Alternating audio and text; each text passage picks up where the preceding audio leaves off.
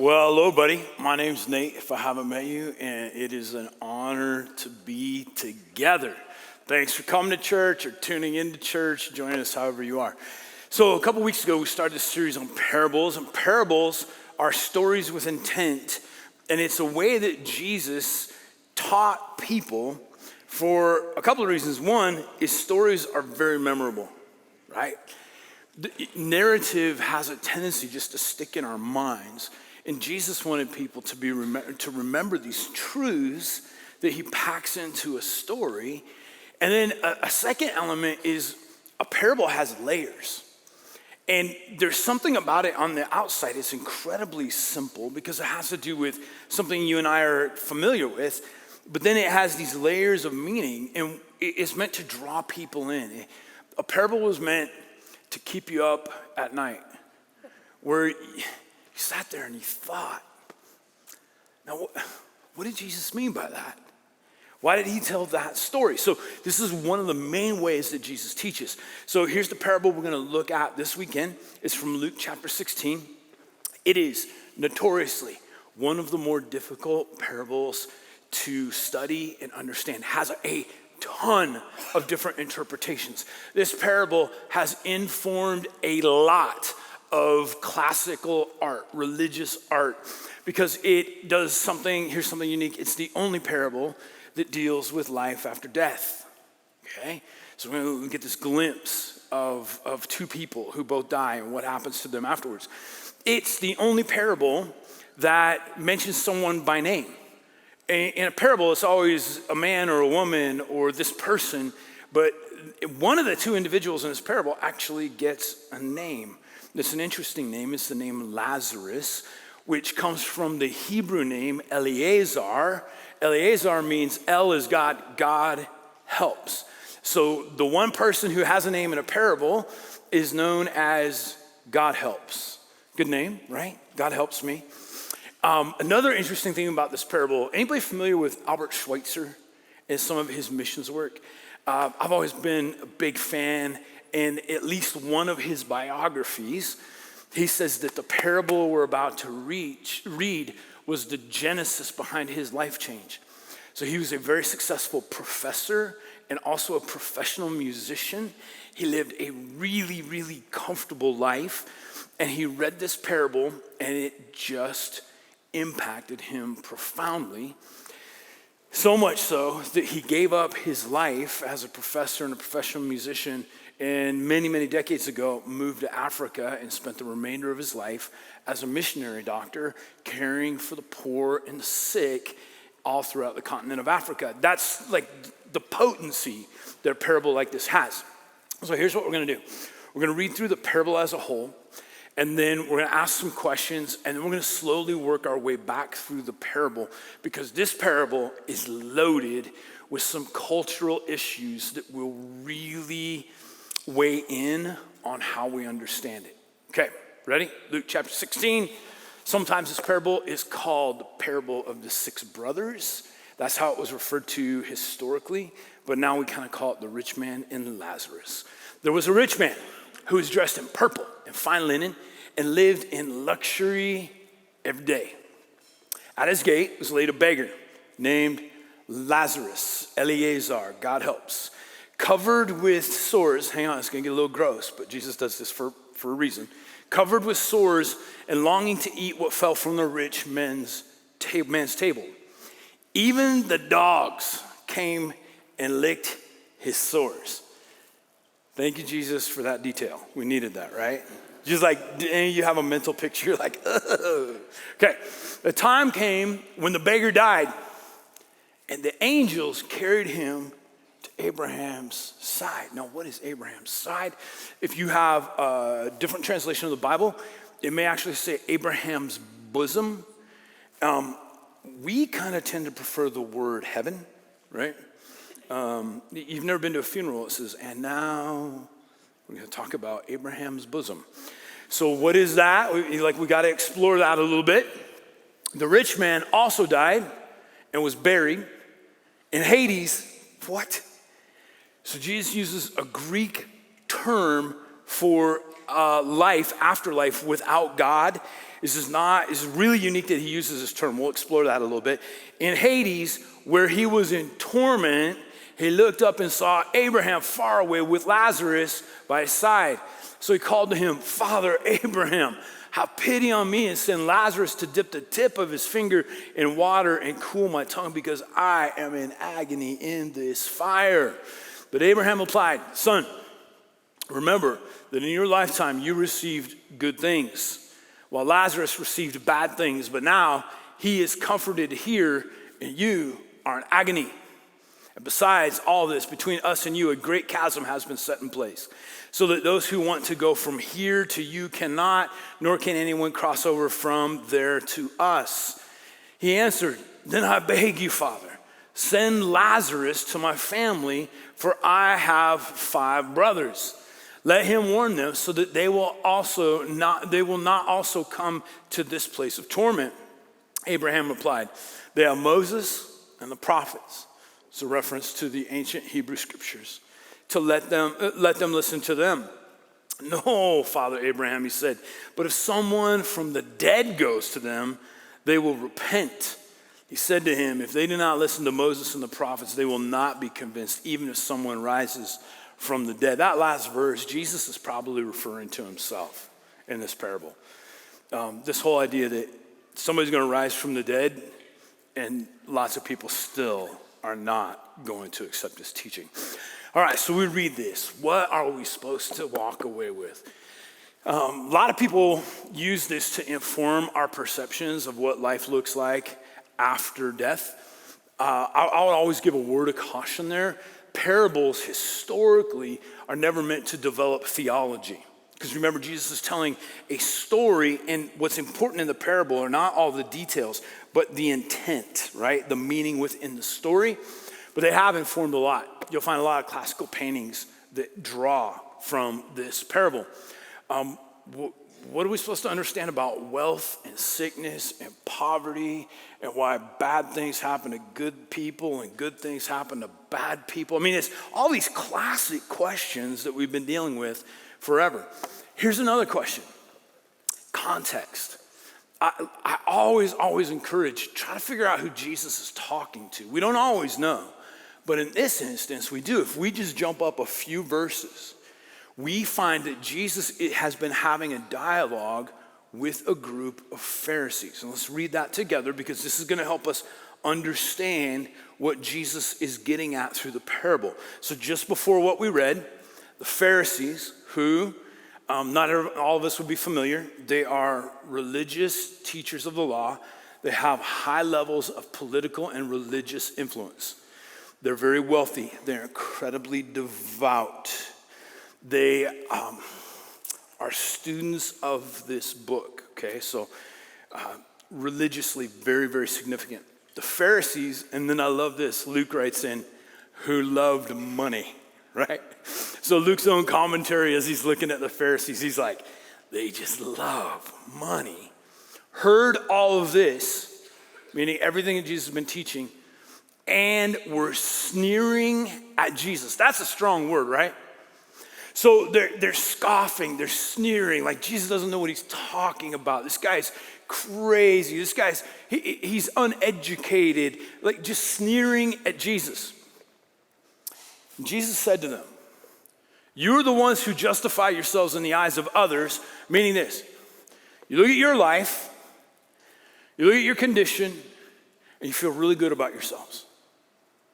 Because you look at other people's lives and you go like, look at them, they're miserable, they're sick, they're suffering. We must be doing everything right.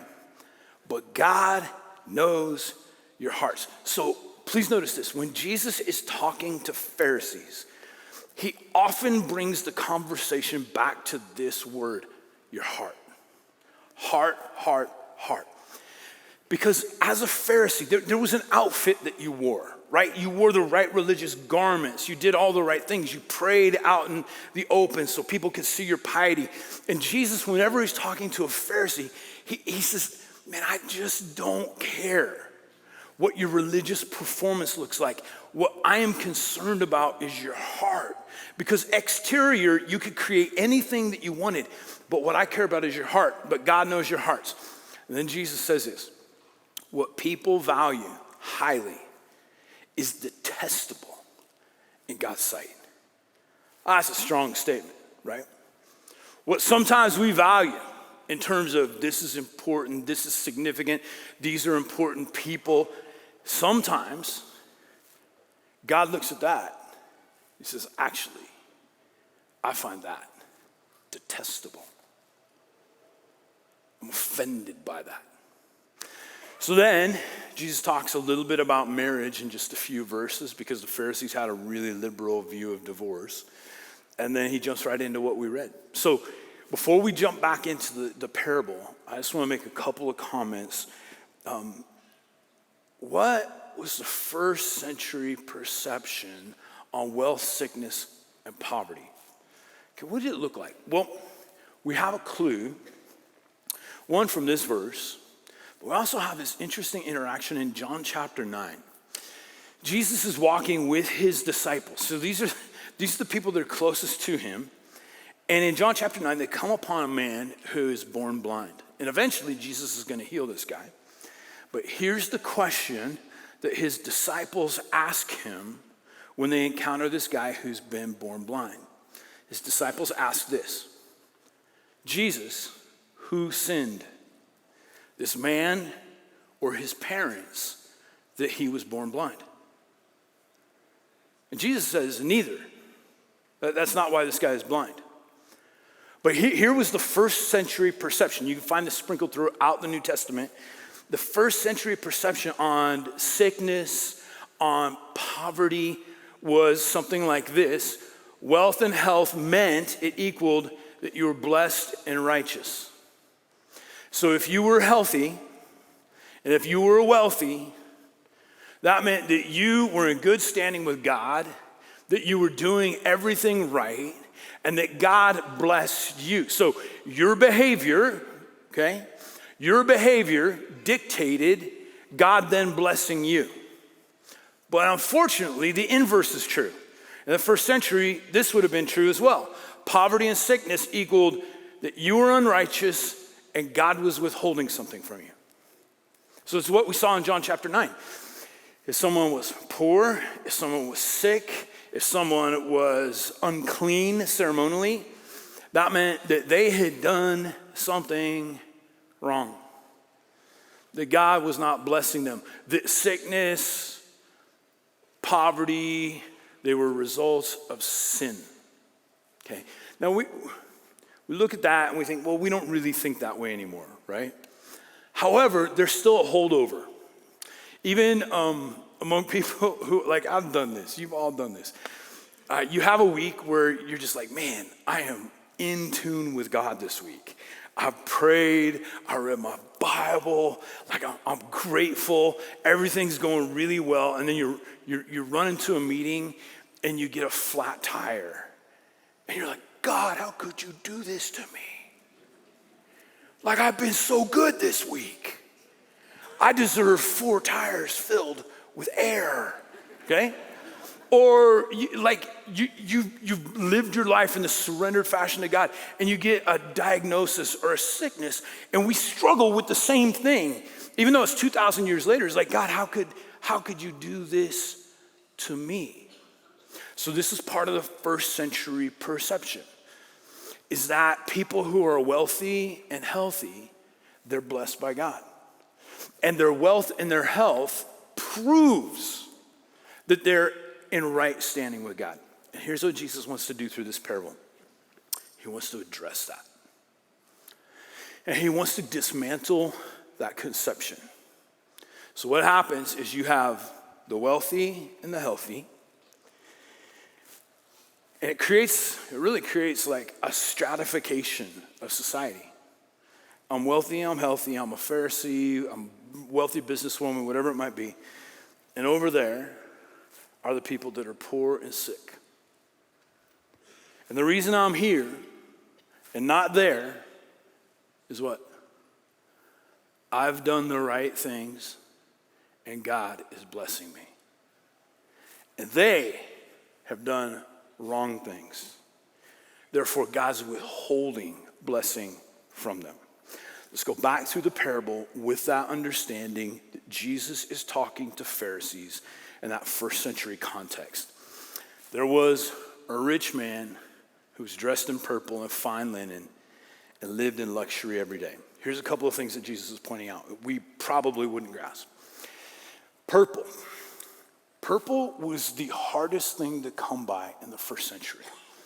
There are all types of manufacturing process and all types of dyes, but the only way in the first century that people in this region of the world knew how to make something out of purple is you had to harvest a very unique sea snail. And the sea snail, when dried and crushed, was the only way to make purple dye. But these sea snails were very, very rare. They were very difficult to find. And so whenever you saw someone wearing purple, what they were doing is they were advertising their wealth. It's like nobody else could afford that. You could have a garment and it was red, that was much cheaper. But if it was purple, the same garment, it was multiple times more expensive simply because the color was so difficult to produce. And so Jesus is saying this guy is loaded. He is loaded. He lives in luxury every day. So here's how first century hearers would have thought. The hero of the story. We just found him. This is the guy that's blessed. This is the guy who must be so righteous.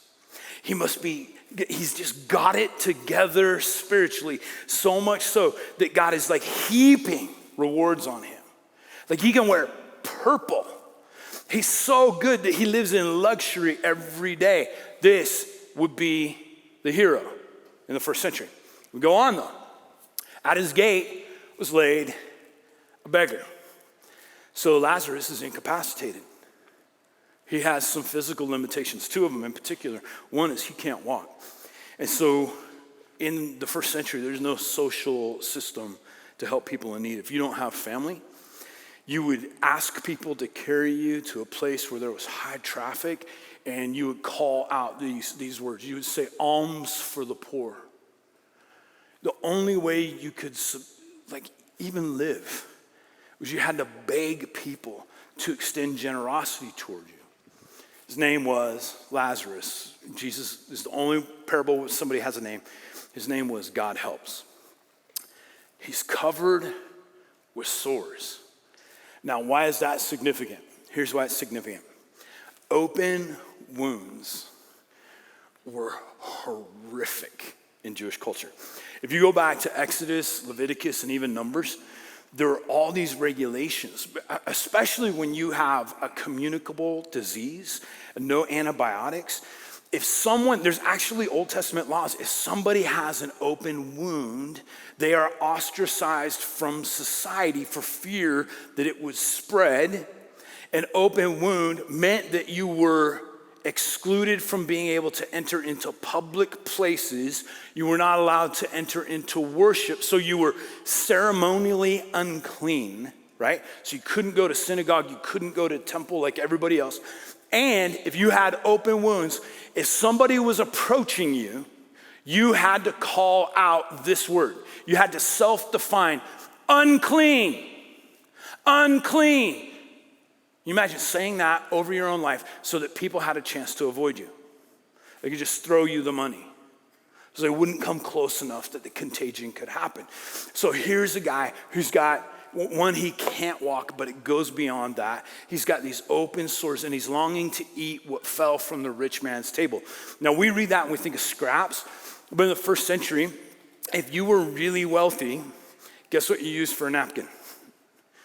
So linens and paper towel, those weren't options. So if you were wealthy enough, you saved bread from the day before that was now stale. And at the end of the meal, you take the bread that you didn't even need because you had so much, and you ate with your hands, laying on your side, and you would take old bread and you crumble it in your hands, and it would absorb any grease, anything that was left on your hands. That's how you cleaned your hands. And so it's not just that Lazarus is starving, looking for scraps, but he's so destitute that he would eat the refuse that came off of other people's hands. This is what a bad spot he's in. Unclean. Now the dogs, sorry, we got to go back to this verse. Even the dogs came and licked his sores. Well, why did Jesus need to add that detail? Here's why. Dogs were unclean. They were considered a filthy animal. Jewish people never had dogs. Good conservative Jewish families still do not have dogs. They're listed as an unclean animal. And so this is just compounding what a mess Lazarus is. He's got his sores, he can't walk, he's desperately poor, and he's licked by dogs, which puts him in this category of ooh, man, you are so unclean. You're commonly interacting with vile animals. So, obviously, he would have been the villain in the story, right? Oh, that's the guy, man. He's so poor, he's so broke. He must have done something really bad to be in this spot. The time came when the beggar died and the angels carried him to Abraham's side. Interesting, next verse we're going to read that the rich man died and was buried. There's no mention of burial here. This very well could have been on purpose. In the first century, if you were unclean and you died, they would wrap up your body and they would throw you into a public burial place, a place called Gehenna, which we'll talk about in just a moment. And so he's not buried. And burial was essential for the afterlife. Still, in most of the Middle East today, you're buried within 24 hours. It's very important, and it's an important preparation for the afterlife. But apparently, he doesn't get buried. He goes to Abraham's side. So Abraham's the ancestor of the Hebrew people. It means you're being drawn into your patriarch, to your forefather. The rich man also died and was buried. It's like everything happened appropriately. Okay, but this is where Jesus is going to absolutely boggle their minds. He's just going to throw an entire wrench into their whole perspective of wealth and poverty, of health and suffering. In Hades, where he was in torment, he looked up and saw Abraham far away with Lazarus by his side. Okay, there are so many things wrong with this if you're a first century Jew. The wrong guy is with Lazarus, or with Abraham. No. Jesus, you messed up the story. The rich guy who done everything right, he's the guy that should be with Abraham, and Lazarus should be where? In Hades. Now, why does Jesus use Hades? So Hades is used 10 times in the New Testament, but here's the weird thing about it. Hades is a Greek concept and a Greek word. So Hades is the Greek god of the underworld, and then eventually where Hades lived, his domain became known as Hades. It's the home of Hades. It's like the place that you do not want to go. You want to go to Elysium instead of to Hades. So the Old Testament, Hebrews, they use this word for a life or existence after this life, Sheol, S-H-E-O-L. Sheol you'll find throughout the Hebrew Old Testament, and it's pretty vague. We know it's dark, we know it's down, and we know it's silent. It's about all we know. It was considered a holding place. It was also called just the grave. Sometimes when we have the word Sheol in the Old Testament, it's just the grave. So it was a place for disembodied spirits where they waited. So Jesus, in the first century, he spoke Aramaic, and they used the word Gehenna. Gehenna, not Hades. So Paul uses Hades when he's talking to Greek people. Why is Jesus using Hades when he's talking to Hebrew people? So what was Gehenna? Gehenna was that third thought of where people went when they died, when they were separated from God. Gehenna literally means Valley of Hinnom. Valley of Hinnom. It's a literal place. I stood there. If you ever go to Israel, you can stand there. It's just outside of the ancient walls of Jerusalem. It's a valley. And here's the story behind the Valley of Hinnom, Gehenna. 2 Kings chapter 23. It's probably the lowest spot in ancient Hebrew history. The people have compromised. They've wandered away from Yahweh, and they've begun to worship other gods. And one of the gods that they worship is a god by the name of Molech. And in the valley of Hinnon, people actually build an altar to Molech. And here's what Molech required. He required human sacrifice. Human sacrifice to appease his wrath. And it wasn't just human sacrifice. He required infant sacrifice. Firstborn males were burned alive, being offered to Molech. Then there's a contingency of the Hebrew people who begin to practice this infant sacrifice in the valley of Hinnon.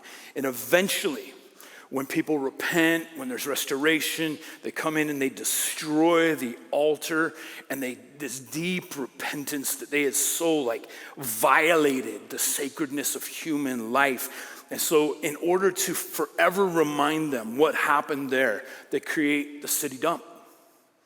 It becomes a city dump. This is where you threw bodies that were unclean. This is where you threw all the human refuse. This is where you threw the trash. It's inhabited.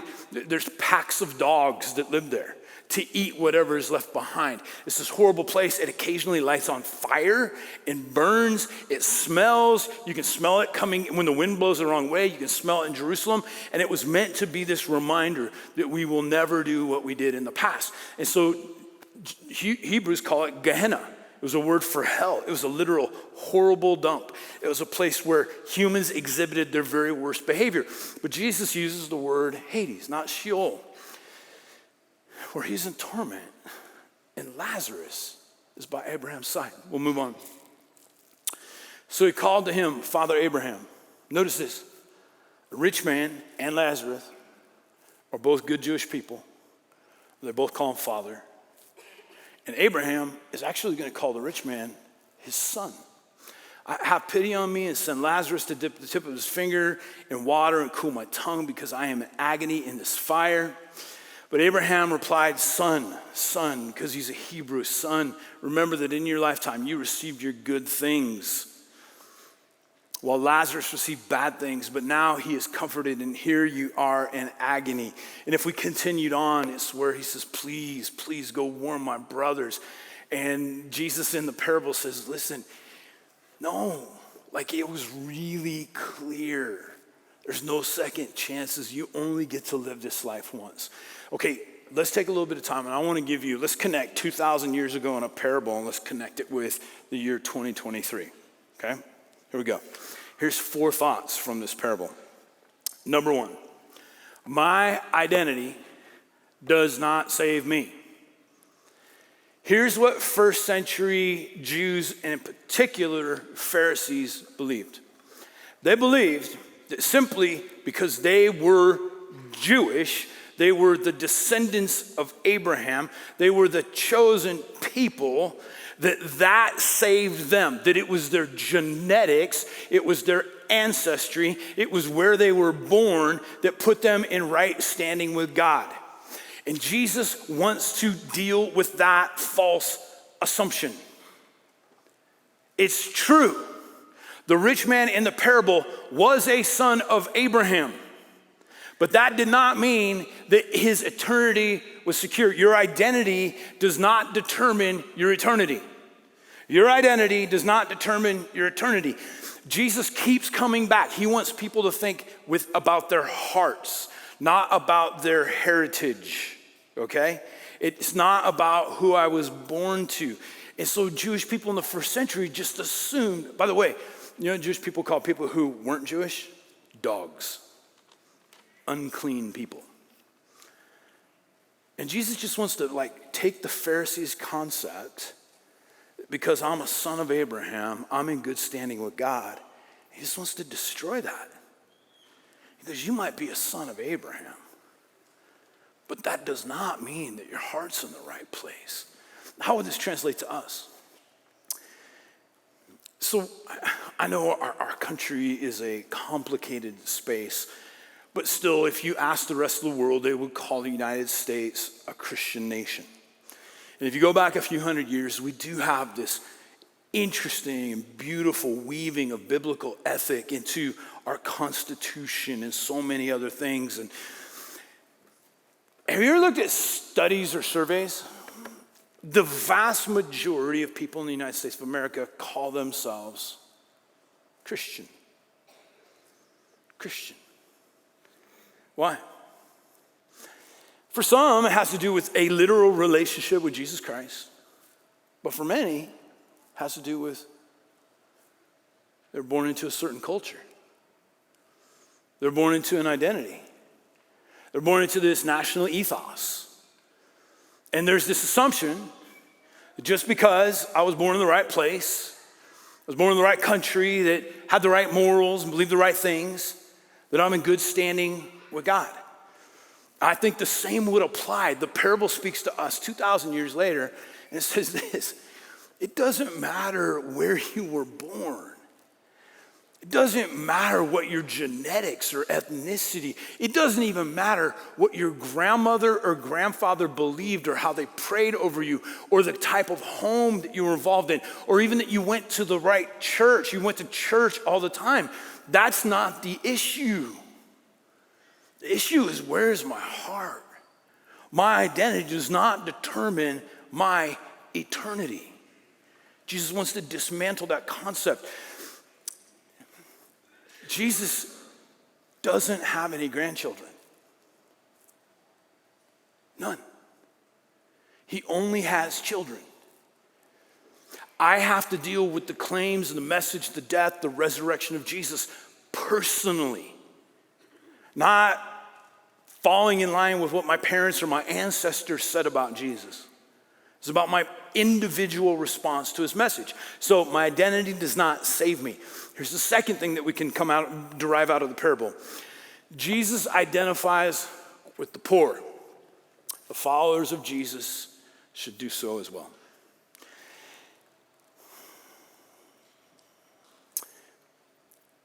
Injustice and exploitation were two things that drove Jesus absolutely nuts.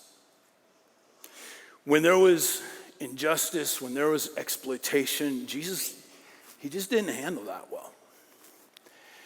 His first sermon, back up in the book of Luke, he says, here's what I've come to do. I've come to release people in bondage. I've come to open the eyes of the blind. I've come to bring restoration and healing. I've come to declare a year of jubilee, which means a year of liberation and freedom. Jesus was about finding people who were broken and giving them hope, and finding people who were healthy and giving them hope. So in the first century way of dealing with things, this is what would have happened is if I was in the healthy, wealthy class, I would have looked at people who were poor and sick, and I would have thought this: thank God I'm not like them. Thank God that I must be so blessable, is so lovable, is so good that I have my health and I have my wealth. And so what it did is it created an ostracized class of people. And here's, you know what drives the Pharisees absolutely batty about Jesus? Is he kept going towards the people who were sick and poor. They purposely tried to separate themselves because they were afraid that if you went into that world could be contagious. That world, you might be influenced by those people who are sinners and they're dealing with the consequences of their own moral failings. But Jesus is the Jesus who comes in, he does these unimaginable things. He touches the lepers. Unthinkable. Not only might you get leprosy, but that person is ceremonially unclean. If you touch a leper, you can't go to synagogue anymore. Jesus purposefully engages people who are on the fringes of society. They thought it's too late, this person has no future. He engages with them. Jesus moves towards, so here's Jesus, right? He's in this place of just living life purely. He interacts with a tax collector who is considered completely vile, a total sellout. No one would even give him the time of day. Now here's what Jesus says to a tax collector named Zacchaeus. Zacchaeus, I'm coming to your house today for lunch. That was unfathomable. You never, because if you went into the tax collector's world, you very well could be polluted. Here's why Jesus does that. Because he is for the poor. He's for the broken. He's for life and restoration and second chances. He's not offended or afraid of our brokenness, of our sickness. Who moves towards it?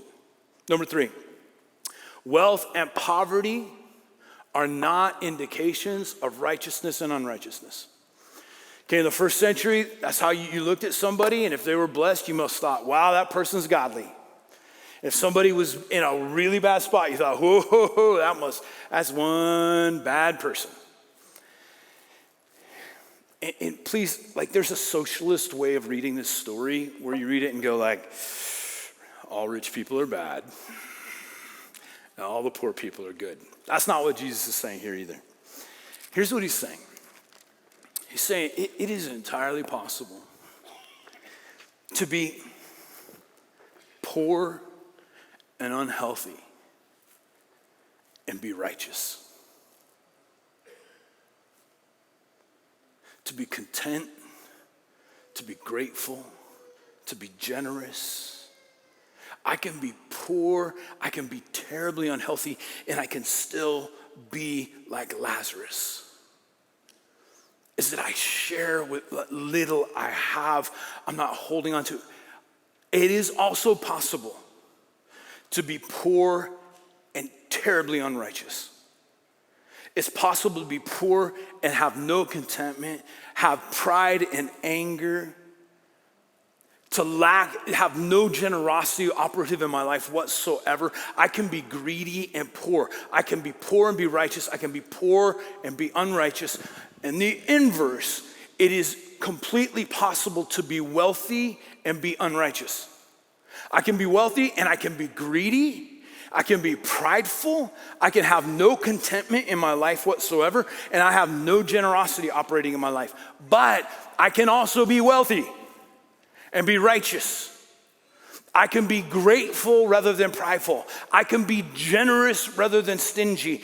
I can be loving rather than hate-filled. So the key is this. It's not about poor people are good and rich people are bad. It's this. Are you going to be righteous? Whether you're rich or poor, whether you are healthy or sick, do you trust God in the midst of it? Do you live with open hands? Are you generous? Wealth and poverty are not indications of righteousness and unrighteousness. And then here's the last one. Open the gate. One of the messages of this parable is this. So here's part of the irony. Remember, Jesus changes the hero of the story. Here's part of the irony. Lazarus is laid at the gate of the rich man, and he can't get in. He can't get in to find food, relief. The rich man is facing a chasm that he can't cross. He can't get in. So part of the story of this parable is you and I are going to end up at different times in our life, probably on either side of the gate. Sometimes I'm going to end up on this side of the gate where I'm the broken person and I am the sick person. I'm dealing with health issues. I'm dealing with financial struggles. And Jesus is saying this, I want to create a community where there's not a gate between the two worlds, where the gate is open. Because when I'm in need, when I'm the sick person, I need somebody to step through that gate and see me and love me and help me. On the other side, when I'm the person who's healthy, and these are strong words to the most prosperous society the world has ever produced. You are living in it right now. And in this side of the gate, I can keep my gate closed like the wealthy man, or I can open the gate And I can say, hey, there's no difference. We are both human beings. We are brothers and sisters.